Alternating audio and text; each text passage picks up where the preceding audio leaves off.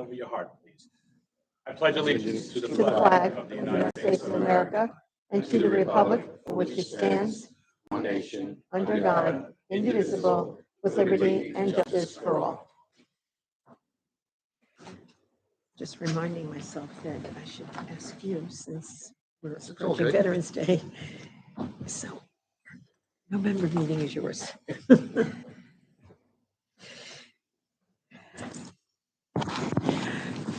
Welcome. We will call this meeting to order, and we have our public hearing to consider the adoption of the 2023 operating budget and the 2023 capital budget. I'd ask the town clerk to please read the hearing notice. Notice is hereby given that the preliminary operating and capital budgets of the town of Islip for fiscal year beginning January 1, 2023 have been completed and filed in the office of the town clerk at Islip Town Hall. Further notice is hereby given that the town board of the town of Islip held a public hearing at 10:30 on the 10th day of November 2022 to consider adopting the 2023 operating and capital budgets. Further notice is hereby given that the town board may consider any other matter lawfully before it. Thank you. You're welcome. So here we are. It was a fast year, actually. In presenting an operating budget and a capital budget, it's a long, arduous process. The goals, obviously, not to pierce the cap and to minimize the impact to our taxpayers and retain staff and services. And together with the cooperation of the town board, we have been able to establish a very strong budget process.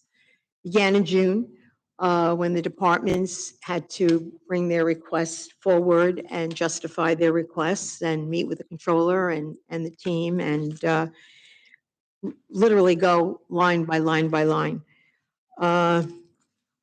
Then in September, I guess, we had the preliminary budget posted and on display with the town clerk in the town clerk's office. We have been able to maintain our commitment to good fiscal stewardship for our residents, despite the overall 8% national inflationary rate. We've been able to present a budget that is tax cap compliant. The overall tax levy of the town was basically flat from 22 to 23. And yes, the 23 budget was a challenge for sure because of the inflationary costs, the rising costs for fuel and diesel and supply chain issues and everything that everybody out there has to contend with. Balancing these increases and the mandated costs and not having any impact on taxes certainly is a challenge. And above all, we want a budget that's responsible. We did our best to keep the increase as nominal as possible, given the fact that, as I said, the inflationary costs were over 7%, close to 8%. The increase to the average homeowner will be $36 for the year. So revenue rising mortgage borrowing, the mortgage rates were 3%, they went to 7.5%. So what does that mean for us? It means that we have decreased revenue in the mortgage tax line. And, but we were helped, so how we were able to get here, we were helped by the fact that there was a decrease in the amount of the levy needed for the garbage district, which went down about $3 million. And the flip side of the rising rates, on one hand, helped us because when we began the year, the interest rate that we were getting on our funds that were deposited was 0.1, 0.1%. And now those rates are hovering about 4%. And we've been very diligent about, watching the rates and making banks compete with one another. The budget that we're presenting here today retains employees and services. It continues to maintain those services our residents, have come to enjoy, expect. Our seniors, our golf centers, our golf courses, summer camps, tennis courts, pickleball courts we've been adding. So we are also dedicated to continuing to improve our infrastructure, the roads, the marinas and docks. We finally are addressing flooding issues, actually putting money in the budget for drainage. And with the number of parks and buildings we have, it really is a tremendous task. And our commissioners, our staff does an incredible job in helping us keep the place that we call home, the place that we love, affordable. We're also adding public safety staff. Public safety has been an issue in the public, and we are cognizant of that and making sure we have the appropriate amount of rangers and also code enforcement. The other issue that we're adding to the budget is IT. And, you know, we've been very fortunate. Our IT department has been very, very diligent.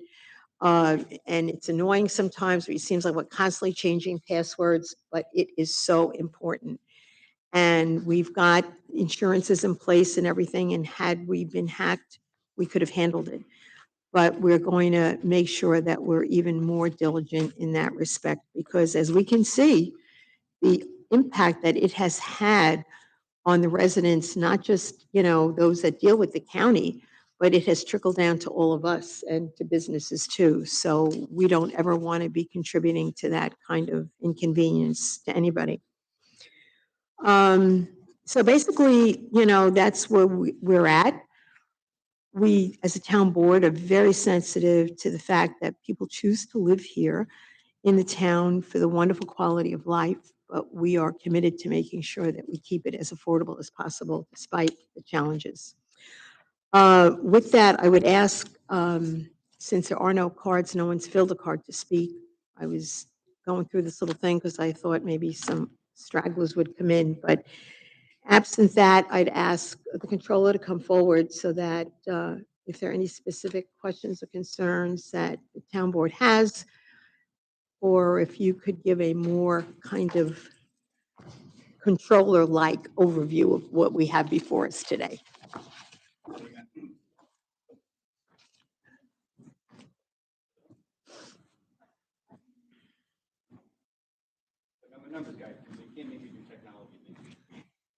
Oh, come on, it's a microphone. I'm not that intelligent.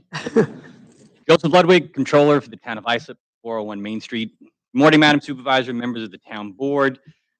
Before we get into the budget, Councilwoman Mullen, a little bittersweet today, our last time of doing this, but congratulations on your election.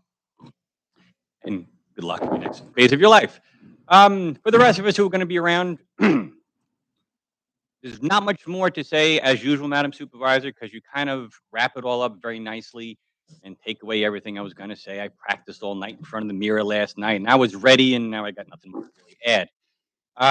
You kind of hit all the high points. It is a tax cap compliant budget, which is always the first and foremost thing we look at. The tax number is the most sensitive number within this budget. It's also the last number that gets put into the budget. And we look at every other option in every other area to either cut an expense, increase a revenue, ideally both. And what we're left with is the tax levy. You know, Madam Supervisor, you said this was a fast year. I don't know that the rest of us would see it as a fast year as much as it was a challenging year, a confusing year, and the ups and downs of everything we've had to pay for between starting the year off, gas being low, then it went way high, then it started to come back down again, then it started to go back up again. Trying to craft a budget under these circumstances is almost impossible because we have no idea what's going to happen.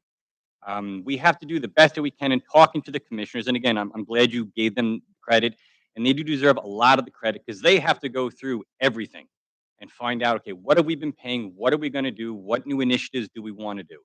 And then they have to come to me and ask for that permission. And I love saying no. Because the no's is what keeps the tax levy as low as we can possibly keep it.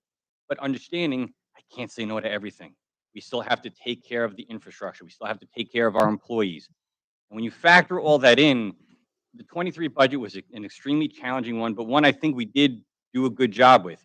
You made a great point about the mortgage tax and everything with the county. And because of the hack, I usually get monthly mortgage tax numbers. And I believe for the month of August, which is probably the tail end of the really good interest rates, call it $1 million. The county had their snafu mid-September, so I don't know how much of September they were able to give me, but it was on a handwritten piece of paper, and it was about $125,000. Now, Now, the county systems, I believe, are still down. There may be a catch up at some point in the future to make up for the mortgages that did get closed, and we'll get our mortgage tax, but we don't know what that number is going to be. We looked at mortgage tax rates yesterday. The average for New York, if your credit score was 800 or higher, at a $400,000 home for a 30-year fixed rate was 7.6%. Oh, dear. Not to brag, I just bought a house last December. I got 3%. So we can see in just a very short period of time, because of the inflation factors, how things have so drastically stepped up. You did mention that the interest rates, at the next town boarding, the December town board meeting, we're going to have a resolution to add on another depository. They're the ones who are floating that potential 4%. And they wouldn't be surprised if they got to 5% next year, is what they put in their email, which to me, I have not seen 5% interest rates on a bank.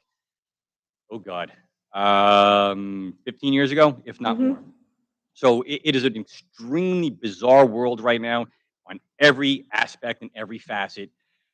And we just kind of came up with the budget. It's a very status quo budget. Again, it's a kind of a boring budget, no great new initiatives. But again, we didn't cut anything. We did the best we could to retain all the services and to make sure that what we've been doing for the last couple of years, we can continue to do going forward. And that's basically the budget that you guys have in front of you. I shouldn't say guys, sorry, that's politically correct. That's what you folks have in front of you. And that's really what's up for adoption today. It is as, like I said, as reasonable as we could get it to be, and as realistic as it could possibly be based on the information we had in August and September.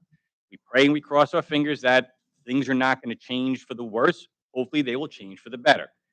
When it comes to the interest rates and talking to the economists and the bankers that I have to deal with, which is painful. But when you talk to them, I can always ask them, "Hey guys, what are you hearing? Oh, there's going to be another interest rate increase in December. Are you kidding me?" And then the plan is it should slow down come 2023, 2023, potentially those rates starting to roll back, which will then help us. I don't have that crystal ball. If any of you have it, please send it down my way, because I would love to see if that's how it's going to work out. Again, we kind of do the best that we can with the limited information that we have. And we really kind of, in this case, we really are kind of crossing our fingers that some of our numbers were correct and accurate. If not, we'll have to adjust on the fly in 2023. But for now, I think we're safe and I think we're comfortable. That might be the 100,000-foot view instead of the 50,000-foot view, but you took my 50,000-foot view, Madam Supervisor, so I had to go a little higher. I am glad you did mention the IT additions. Those were approved by this board at the October meeting. We amended the preliminary budget. And Steve Cozen and his staff really do deserve a lot of credit, even before everything at the county that happened. Found out after the fact, he tested my department. He sent out a phishing email to see who in my office was going to click on it, who in my office was going to let them know something didn't look right about this email. It was sent by them, so there was no bad things that were going to happen, but it was a good indication. Half my staff didn't look at it. Yay! Only 2 of us actually let IT know. So that was a great learning curve. If we don't like something, let them know. They do a great job of paying attention to all this stuff, and we did put in additional security measures to make the ability for someone to crack into our system that much harder. So again, Steve and his team do deserve a lot of that credit. It is an ever-changing world. We're a government. People think we are loaded with money, which we're not. They love to tap into us to steal stuff because it's just fun. So again, a lot of credit goes to Steve and his staff for making sure we do stay safe. Joe, thank you for mentioning that especially. It really, really is so important, and it's kind of a wake-up call for all of us to be vigilant with emails and everything, and if something just doesn't look right, don't open it, you know? There was I one don't mean to, more importantly, let IT know. yes. Forward them that email, because they can block it if it comes from, or they can look into it to see if it was nefarious, or maybe it was just a vendor that used a different email. Mhm. And Steve, please correct me if I got that wrong, but forward it to the IT team and they can do what they need to do. It's not just about us not opening that email. Let them know that something weird came in and they can do that additional protections. Great. One other thing that was highlighted in some of the notes that I reviewed was our advertising costs. You know, the things, I mean, yeah, we heard about gas going up and the cost of diesel, and all of our trucks are run on diesel, and hopefully we'll be able to get the supply of diesel. That's another issue. Uh, When you're talking about supply chain issues, are we going to be able to get all of the fuel that we need to get us through the winter? But also something like advertising costs. We're mandated legally to advertise, and those costs have gone up. So nothing is sacred. Everything's gone up. Nothing has Every gone down. department that touched it, and Madam Clerk, I know you are one of the bigger users of that advertising budget for all the public notices that have to go in, but planning as well, purchasing as well. Every Yep. one of those departments have given me at least 3 revisions on that advertising budget, and then just yesterday, the purchasing director said, "I think I'm still gonna be short." Because for whatever reason, and this one I'm not gonna understand, it's a newspaper. Nothing changed. Why Cost did of the prices paper. go up? Because they can. Well, the cost of paper, the cost of ink has gone up, and the cost of staffing, you I know? guess, but, theoretically, those things have always gone. Yeah. Yeah, it's all these things that Don't we argue can't with a control. printer, Joe. It's all these things that we can't control, but we're mandated to do by Yes. law. We have no choice, and really does kind of tie our hands in a lot of areas. Well, it sort of begs the question, maybe we should be looking at a change in legislation allowing us to minimize the print advertising that's done and be able to do it, on our website. Everything goes up on the website. People are looking, even with the budget, we were sort of erroneously criticized, and there was an apology, but uh, putting the budget up online, people are looking for it online, and so we might want to look at speaking to some of those state legislators and see if there's something they can do to modify it. But There's almost nothing that's done without being online anymore, so it's probably just a matter of time before the Yeah. ledge catches up and makes those changes. But it's not a bad question to start asking. questions for Joe? Joe, a question for you. You just made a statement, cut expenses. You know what FIMP is? Firearm to Montauk project? Why do we have $75,000 for erosion district in Robin's Rest? So in Robin's Rest, that work, the money that's in there is for the crossovers. For the dune crossovers that For the walkways? were put in, but now we're responsible to maintain. In Robin's Rest, they've had a bunch of boards that have been washed out and eroded, so it's now become a safety issue where there is, and I'm going to make this part up because I don't remember specific, call it a 3-foot drop as you're walking towards the beach. Okay. So to redo that entire crossover, extend it to get it built correctly, that's where that number came from. So the taxpayers in that, Just that specific Yeah. district will Okay. pay for that, yes. and the other thing is about cutting. I'm sorry, just to correct, that's a capital item. I just want to make sure that was clear. Yep, got you. I just want to make sure because now my ward is Fire Island. I Okay, want to yeah. make sure I represent even though beforehand, we all represented the folks in Fire Island. Now it's my ward. So I'm, working with the Fire Island Association and those, and that, board just asked a question on that one. So, And just so you know, Councilman, I forget who our liaison is in that erosion control district, but they were the ones who approached us. And they said, hey, we need this done. We gave them a couple of different options. They chose this one as the better option. The plan on this one, just to lay all the cards on the table, we're going to issue that as a bond anticipation note, which gives me 5 years to pay it off. Again, have already discussed that with the members of the district and our counterpart over there. And we'll budget the 1/5 payment and the interest every year. And then after 5 years, it'll be done and paid off. because we had that issue with the fire service with the Lantique. So the Lantique Properties Association, you had hit with extra taxes for just their services there. So, we have to look, even though a lot of them are seasonal, but just to make sure that we're looking out for the best interest as taxpayers. The other thing is I want to bring up, and I know as government, it's hard when we put something in, it's hard to take away. And what I'm pointing out to is the Bay Shore Business Development District. Last year, we collected $127,000 of the taxes, and 116 was payroll. Where's this rest of this money go? I mean, I don't see flowers in pots. How do we get rid of this district now that it's not an organization that's really putting money back in the community, but putting it into a payroll? Love this question because I'm going to do the backhand right to the person to your left and have to defer that to the town attorney's office. I'm not 100% sure how we would go about that.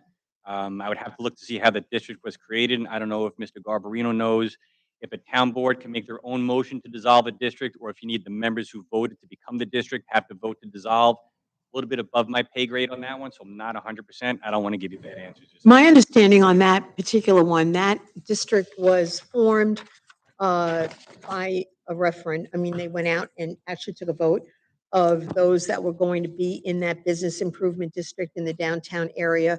It was carved out to include some people that weren't technically in the downtown, but would benefit from it, who would be likely to support the creation of a bid. And it was supposed to be to maintain the ambiance of the downtown, have someone, sweep and, empty garbage Mhm. pails, et cetera. Um, but it was voted on by those people that were going to be taxing themselves.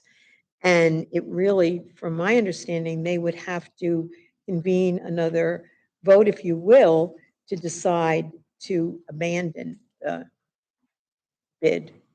But again, I'm not an attorney, so. I believe you're correct. Okay, but why don't we check on that and get that information to Councilman Cochran? Obviously, it's something that people are starting to talk about. Yep. Yeah, we'll have the meeting circle back with me and with Eugene in my office, and we'll pull together the information we have, and we can see what we got. Um, are there any other questions for Joe while he's up here? Yes. Okay, I'm sorry. I'm done. so I'll defer. Okay. My understanding, procedural question, I guess, the town attorney and the clerk, there are two separate hearings on today. There'll be two separate presentations and two separate motions. So if I'm wrong, I apologize. That's the way we've done it in the past. Operating first, capital second. Right. So I'm going to deal with my questions specifically now on operating. I'll get to capital when we go to capital, okay? Thanks. So I thank you very much for meeting with me and my robust staff and going over all of these items in these sticky tabs and briefing us. I appreciate that very much, Joe. Thank you for your time in educating us in this budget and on this process. We talked about some of the things that impact the operating budget, and we talked about inflation. My question is related more to both sides of the coin, inflation and the economy. So as the stock market recesses and it's not performing well, does that impact us as it relates to our contributions to the state retirement plan? So the way the state retirement system works, and first off, I want to thank your robust staff for doing such a good job of going through the budget. She's done it every year that you guys have been here. And as nerdy as it may sound, it actually kind of makes me happy when I see someone actually go through it in that much detail and know that my work was not necessarily wasted. Um, the way the retirement system works, though, it's done on a 5-year rolling average. So let's just say the stock market, or when the stock market did crash back in 2008, I believe it was. And then it had a real sharp increase in 2009. We were paying for that shortfall in 2008 for 5 years. And then once that 2008 number came out of the equation, then our contribution rates had dropped. Many years ago, back in, I believe it was the mid 90s or late 90s, for a while, the stock market was doing so well, municipalities were not even required to make a contribution to the retirement system. And a lot of municipalities saw that as an opportunity to not budget retirement costs. It was before I was here at the town, so I'm not sure what we did. I know in Huntington, we still budgeted a little bit just to make sure. And then, what a surprise, with no notice, just like that, hey, everybody's got to make a contribution. And there was a large number of municipalities that did not have the ability to make the contribution because they did not raise any budgets for it. With all that being said, the state controller's office has made some changes. There's now a minimum now everybody will have to pay, so they'll never go down to zero, so no one ever can be found short again. But to eventually finally answer your question, it is based on a 5-year rolling average. So if the stock market dropped in 2023, we, depending on when it dropped, because the state's fiscal year ends in March, we may not see that impact until the 24 bill. It might be in the 23 bill, but it would have an impact, like I said, because it is done on a 5-year rolling average. So let me try and ask the question a better way. Oh, that means I didn't answer it right. I'm sorry. No, that's what we do. We ask the question until we get the answer we want. What was the impact this year to our contributions to the state retirement system? Was it more or less? Relatively flat. Okay. It was a slight increase, but that's also because salaries go up and things of that nature. It wasn't so much And- because of the inflationary. And salaries go up based on collective bargaining agreements. So we understand that. Correct. That's fixed and that we can budget for. But what we can't budget for is the benefits, the insurance costs for the employees, health insurance, that has gone up. That impacts the operating budget as well, right? So it's not just inflation. It's the impacts of both the inflation and the economy that causes some of the increases that are required. I think ultimately the economy has a bearing on every number that goes into the budget. right? When Tom Owens says, "Hey, I need X number of dollars so I can repair my vehicles," 3 years ago, the cost of a brake pad, Tom, don't yell at me, was $100. Today, it's 175. That's all because the economy has made that vendor raise his prices. So whether it's directly impacting us or coming through a vendor that we have to deal with, the economy is always something that has to get looked at because that is basically what they're paying more for their items, so they're going to charge us more for the same item. It's just a byproduct of the world. The insurance, the health insurance in particular, the big problem we have with the health insurance is NISHIP, which is our biggest carrier, covers the majority of our health insurance numbers. They used to give us estimates in September, and we could come up with an educated guess. They've stopped doing that for the last 3 years. They'll come out with their estimate next month, which is a little late for us because hopefully we'll be adopting our budget today. So again, it goes back to that whole crystal ball. I can use the other two health insurance companies that we do deal with and kind of use their increases, and they're usually pretty close to each other. Historically, they've all kind of been in that same basic realm, and I use that for my factoring. But obviously, the more employees we have, the higher the health insurance is going to go up. We're not really adding employees to the budget, but we did not cut any.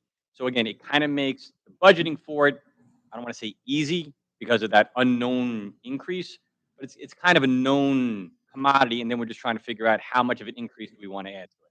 I know in the private sector, health insurance costs for employers are going up.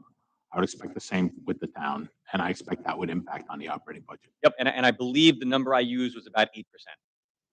Thanks. Okay. Are there any other questions or comments for Joe while he's up here? I just have one comment. I had a question regarding the insurance as well, but you did answer it. I just want to thank you for meeting with me and going through the budget as we have done for the past, 6, 7 years as I've been in office. And thank you for the fine work you're doing. No problem. Like I said, it actually, as lame as it may sound, it warms the cockles of my heart when the council people take the time to go through the budget because it is amongst one of the more important things you guys are going to vote on, and you have questions or you want to know what's in it, and it's a good show. Not show is a bad word. It's a good thing when you guys ask the questions and engage in the conversations. The more conversations we can have, and this goes in life in general, the more information you get, the better you guys can make decisions about. So it's a two-way street, and it was always a pleasure working with you, Mary Kate, and again, best wishes in the next round. Okay. We will now entertain a motion to approve the adjustments to the 2023 preliminary budget and adopt the 2023 operating budget. I make a motion to close the public hearing off of the resolution for its adoption. We have a motion. Do I have a second? A second. Motion by Councilman O'Connor, second by Councilwoman Mullen. All those in favor? Opposed? It is approved. Now we will go to the capital budget. Again, are there any specific questions on capital before we go to a motion? I have a question and a comment, I guess, a follow-up. I defer to my senior colleagues first. Anything? Okay.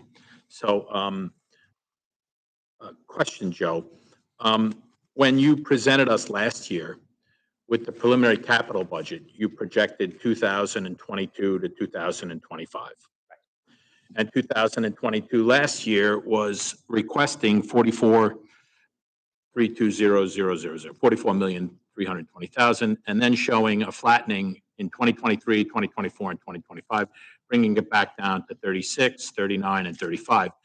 However, when we're presented with this year's 5-year projection, or I guess it's more of a 4-year projection, we see that the 2023 number is not the 36 million that was projected last year, but it's 44 million, in line with, very much in line with what was proposed last year. And we have talked about during the operating presentation, the impact of inflation and the economy on what we do operating day to day. Most of this budget walks on 2 feet, and we know that going through this. But the issue is when we talk about capital, those same impacts of inflation and the economy affect capital as well.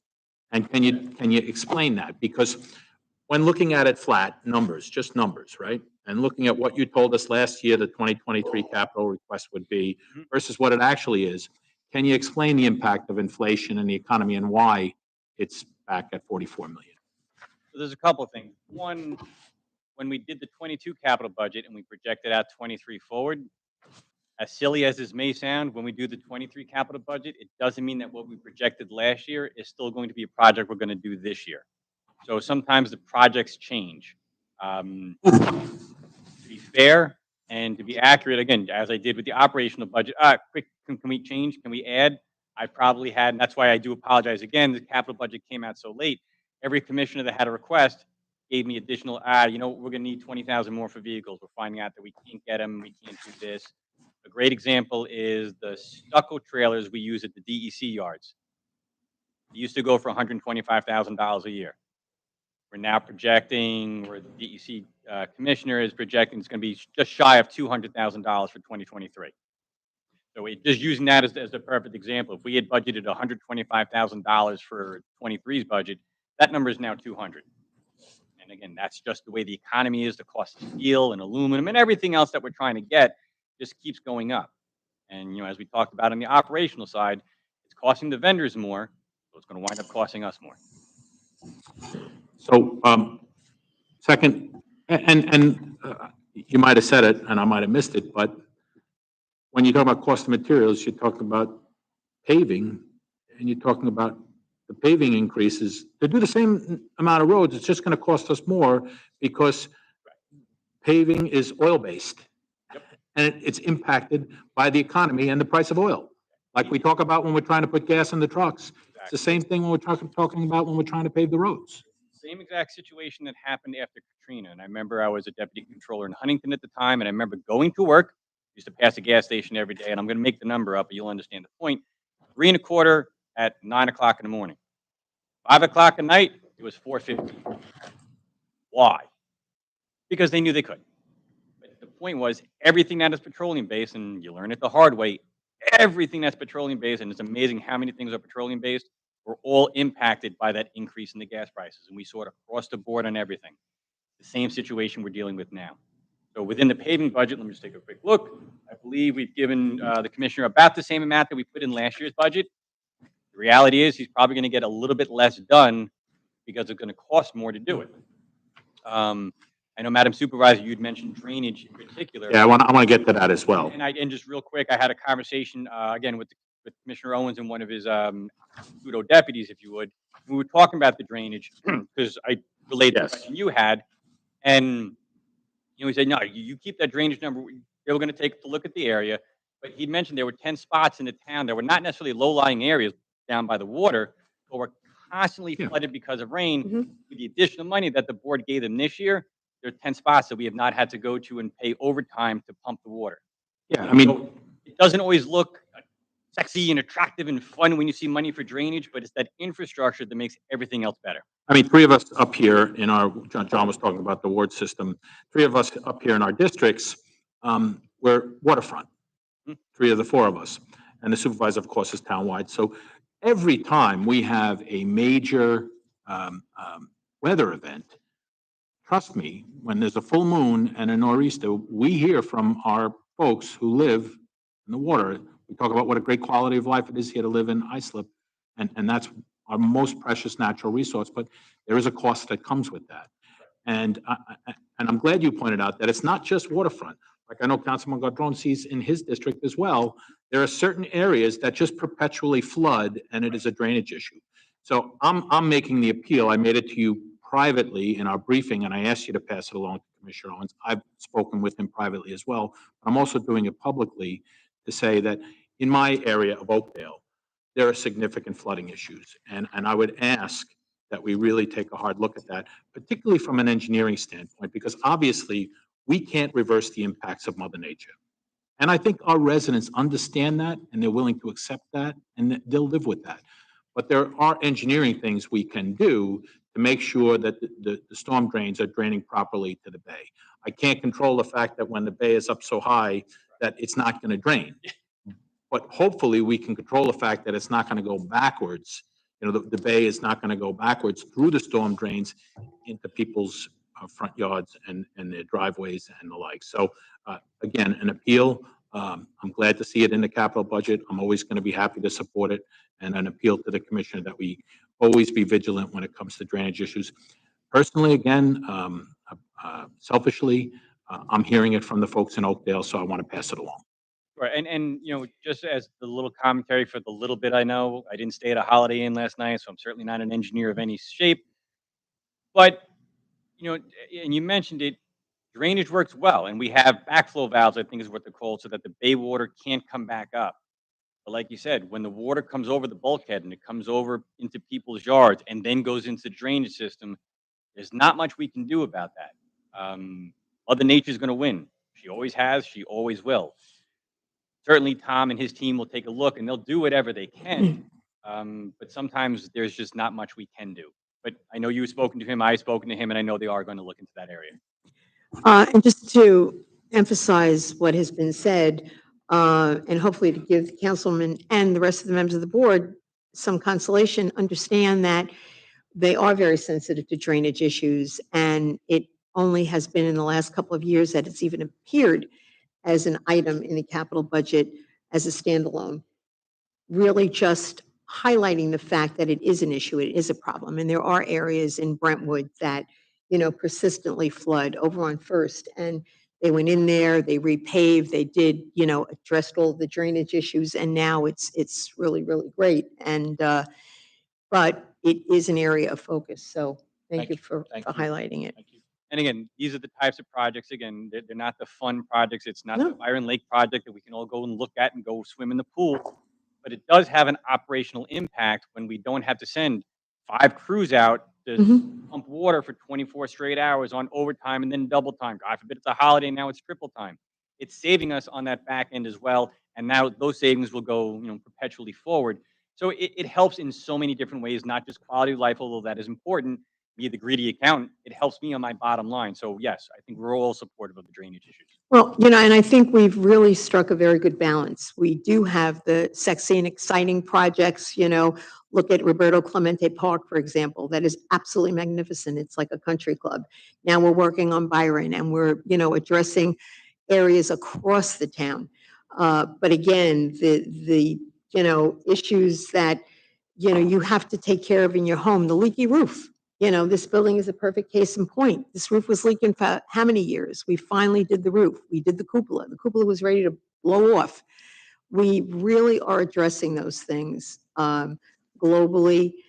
And I really just can't impress upon anybody who's here and listening um, the commitment from every single member of the town board to making sure that these things are attended to and that the commissioners and all of the staff really take it to heart and have a tremendous sense of pride in our infrastructure across the town. So, So there's 2 more things I just want to mention real quick. Again, kind of following back to your first question, Councilman, as to why there was a change in dollar amount. If you look at it, you'll see in the 23 budget under recreation, there's $15 million for marinas and bulkheads. Normally, 2 million is what they get. But as explained to me, and Madam Supervisor, you could probably explain it better, or we can make Tom come up and he can talk about it. But I believe there's 4 or 5 marinas that are in such a state of disrepair, they are about to fall into the bay, have been neglected for decades. We need to kind of take care of them. And it's not just because we want things to not fall in the bay. We make money off of our marinas. We have boat slips.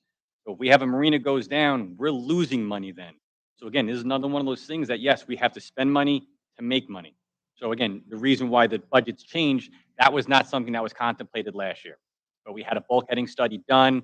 And out of that study, I believe, is when they addressed and identified these areas that needed to be looked at. Again, that's why these budgets on the capital, they change so drastically from year to year because the needs and the desires truly can be one-offs and everything changes year in, year out. Joe, I'm glad you mentioned that because, it all is a process. It all takes time. And we're doing it very logically and systematically and professionally because with the issue of the marinas and docks, this town board actually approved a study so that we actually had an engineer go in and assess all of our marinas and docks. And it wasn't just a matter of, Mr. Jones called and complained about the, marina in Bayshore. So let's go fix it. Let's fix the worst first, and that study is enabling us to do that. And hopefully with the adoption of this today, we can finally address some of those issues. two more quick things, and I promise I'll stop talking. The only other kind of new thing that's within the capital budget, and again, circling back to your point, we now have a new commissioner of planning. When we sat in the operational budget meeting, she had a line item in there for a master plan. I said, that's a great idea. Wrong spot. That goes into the capital. So you'll see the planning's capital budget has increased. I don't remember when the last time a master plan was updated. I'm going to venture a guess to say it was sometime in the 70s. Yeah, it was close to 50, it was close to 50 years ago. And quite frankly, it's embarrassing because we have projects coming forward and people will say, well, when did you do the master plan? You know, when was your last master plan? So I'm so glad that the commissioner did bring that to our attention, that we're, all supportive of it, just like the Hamlet study Exactly. in Bayport. But we need to do things globally as a town and have a blueprint. Exactly. And again, that's why the numbers will change. The year really is a standalone way of looking at the budget.